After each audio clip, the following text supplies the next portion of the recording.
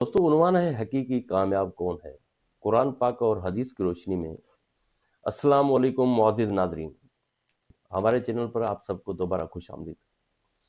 आज हम एक बहुत अहम और गहरे सवाल पर बात करेंगे, हकीकी कामयाब कौन है। हम कुरान करीम और हमारे प्यारे नबी सल्लल्लाहु अलैहि वसल्लम की तालीमात की रोशनी में इस सवाल का जवाब जानने की कोशिश करेंगे। तो एक कप चाय लीजिए, आराम से बैठ जाइए, सफर का हिस्सा बने। कामयाबी की तारीफ। सबसे पहले ये समझना जरूरी है कि कामयाबी वाकई है क्या। आज की दुनिया में लोग उसे दौलत, अहदे या मादी चीजों से नापते हैं। कुरान पाक हमें कामयाबी का एक बिल्कुल मुख्तलिफ और हकीकी मयार बताता है। मोमिनून में अल्लाह पाक फरमाते हैं, यकीनन कामयाब हो गए ईमान वाले। सूरा मोमिनून आयत नंबर 1। ये आयत बताती है कि हकीकी कामयाबी का ताल्लुक दिल के ईमान से है, ना कि सिर्फ ज़ाहिरी कामयाबियों से।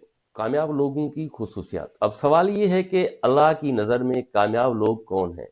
कुरान पाक हमें उनकी चंद अहम खुसूसियात बताता है। नंबर 1, ईमान और यकीन। हकीकी कामयाबी की बुनियाद ईमान है। सूरा बकरा में अल्लाह ताला फरमाते हैं, यही लोग हिदायत पर हैं और यही लोग कामयाब हैं। सूरा बकरा आयत नंबर 3। यानी वो लोग जो गैब पर ईमान रखते हैं वही असल में कामयाब हैं। नंबर 2, नेक ऐमाल। ईमान के साथ नेक ऐमाल भी ज़रूरी है। सूरा असर में अल्लाह पाक फरमाते हैं, बेशक इंसान खसारे में है सिवाय उन लोगों के जो ईमान लाए और नेक ऐमाल किए। ये हमें सिखाता है कि सिर्फ दावा नहीं, अमल भी कामयाबी की शर्त है। नंबर 3, सब्र और साबित कदमी।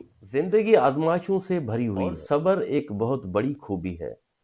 नबी पाक सल्लल्लाहु अलैहि वसल्लम ने फरमाया, ताकतवर वो नहीं जो दूसरों पर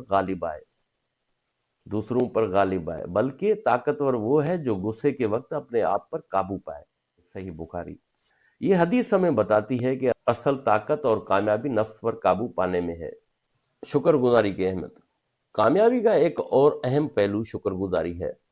अल्लाह पाक फरमाते हैं, अगर तुम शुक्र करोगे तो मैं तुम्हें और ज्यादा दूंगा। इब्राहिम आयत नंबर 7। शुक्र इंसान को मुतमिन करता है और नेमतों में इजाफे का सबब मुआशरा और बाहमी ताल्लुकात। कामयाबी सिर्फ फर्द तक महदूद नहीं बल्कि मुआशरे से भी जुड़ी हुई है।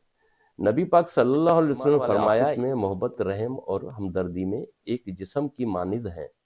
अगर जिस्म का एक हिस्सा दर्द में हो, बेचैन हो जाता है। सही बुखारी। ये हदीस सिखाती है कि हमारी कामयाबी दूसरों की भलाई से जुड़ी हुई है। नतीजा और पैगाम। खुलासा ये है कि कुरान और हदीस के मुताबिक हकीकी कामयाबी सिर्फ दुनियावी माल और दौलत नहीं बल्कि ईमान, नेक एमाल, सब्र, शुक्र और दूसरों के साथ अच्छे ताल्लुकात हैं। हमें अपनी जिंदगी में इसी मयार को अपनाना चाहिए। अब आपकी बारी है। आपके नजदीक कामयाबी क्या है? कमेंट्स में अपनी राय जरूर शेयर करें।